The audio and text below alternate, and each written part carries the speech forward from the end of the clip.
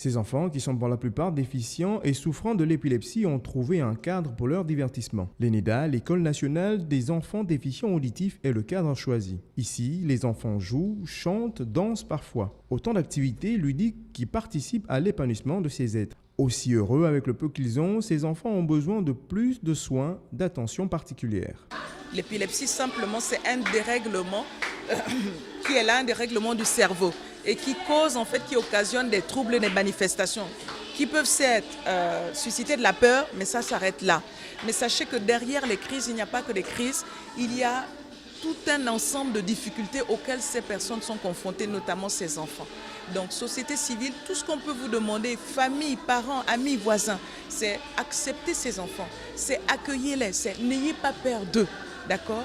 Au contraire, donnez-leur de l'amour parce que ce sont des enfants comme les autres. C'est un appel qui est lancé, dont l'Observatoire international pour l'intégrité et de la dignité de la famille s'est fait l'écho de ces enfants qui parfois sont laissés pour compte. Si nous-mêmes, nous ne nous levons pas pour briser le silence, pour sortir de l'ombre, l'État, malgré toute la bonne volonté, les opérateurs économiques, malgré toute la bonne volonté, les partenaires au développement, malgré toute leur bonne volonté, ne pourront rien, ou bien nous proposerons des solutions qui ne seront pas adaptées à nos besoins. Pascaline Obam-Anda se bat quotidiennement pour ces enfants qui, pour elle, méritent toute l'attention, tout l'amour, car eux aussi sont créés à l'image de Dieu.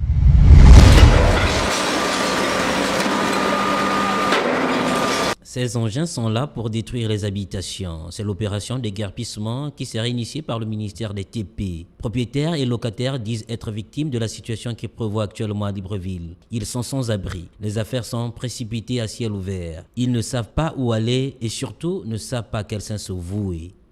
Nous sommes au regret de vous dire qu'il n'y a pas de longtemps, le gouvernement a tenu un forum social et s'est engagé à lutter contre la pauvreté. Et les discours ont été dits. Et au travers de ce discours, on peut penser qu'une véritable politique de lutte contre la pauvreté s'est installée, mais nous sommes aussi au regret de constater qu'on déloge des familles, soit on a donné des indemnités de déguerpissement qui ne valent pas grand-chose par rapport au coût de la vie d'aujourd'hui, mais on demande aux gens de partir où on ne sait pas. Ils sont déçus, une déception qui doit interpeller plus d'un. Nous sommes Gabonais. La nationalité ne se décrète pas. La nationalité, c'est un bien naturel. Nous avons appris à marcher sur ces terres. Nous sommes sortis de ces terres. Nous traiter de la sorte, c'est comme si nos gouvernements n'étaient pas les Gabonais. Et dire que nous ne dénonçons pas peut-être leur façon de faire, mais il y a bien des méthodes et des procédures pour déloger les paisibles citoyens. Je serai heureux quand le peuple gabonais le sera, avait affirmé le président de la République Ali Bongo Ondimba. Ce peuple déguerpi est malheureux. Le gouvernement, les pouvoirs publics, par ce fait, sont interpellés. Le président de la République, qui lui aussi veut du bonheur de ses concitoyens.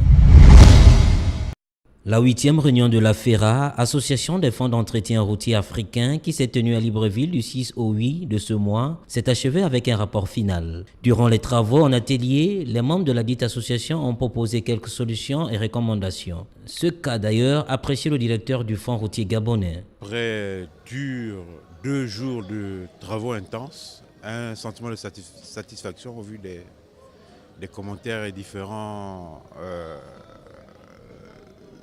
rapports que nous avons entendus. Et ce qu'il faut tout simplement noter, c'est que nous avons atteint notre objectif. Et donc, nous avons pu travailler sur la modification des statuts de l'association. Donc, je vous informe pour ceux qui ne le savent pas, que nous avons un objectif. Notre association a un objectif. C'est de faire de la FERA, aujourd'hui riche de 34 membres, un organisme spécialisé de l'Union africaine. Fini la 8e réunion de la FERA, il reste encore beaucoup à faire, le directeur le dit si bien. Nous nous sommes penchés sur les problèmes des différents pays, qui sont en général les mêmes, on va dire, c'est-à-dire que l'optimisation de la programmation d'entretien, et puis la mobilisation des ressources, donc le constat toujours un peu le même, c'est-à-dire qu'il y a beaucoup de choses à faire et les moyens sont parfois insuffisants. En attendant la prochaine réunion en septembre à Kinshasa en RDC, les membres de la FERA savourent la réussite par la force de proposition du rapport final. Le patinage à roulettes, autrement appelé roller, est un mode de déplacement qui consiste à se déplacer sur des chaussures montées sur roues appelées patins à roulettes ou roller. En plus d'être un moyen de transport, le roller est un loisir. Il est également un sport. On peut le retrouver dans les disciplines artistiques ou sportives telles que le patinage artistique sur roulettes ou le roller hockey, ainsi qu'à l'exécution de figures de roller acrobatiques. Conçu en 1760 par Jean-Joseph Merlin, le roller reste toujours aussi populaire de nos jours. Il est surtout pratiqué par les jeunes de sexe confondus. Très présent en Afrique et particulièrement au Gabon où le roller est bien plus pratiqué comme un loisir que comme un sport, quand bien même le talent et les pratiquants ne manquent pas. Il y a des rollers au Gabon, il y a des gens vraiment très compétents à l'intérieur. Histoire des vidéos là, il n'y a rien, il y a des plus vieux dedans qui peuvent te sauter des voitures. Ouais, je connais beaucoup qui ont déjà patiné avec moi. À Libreville, capitale gabonaise, ils sont quelques-uns à pratiquer cette discipline mais restent toujours confrontés au manque de structures adéquates. Non, nous n'avons pas vraiment des endroits pour patiner ici, vraiment. Nous n'avons pas des endroits.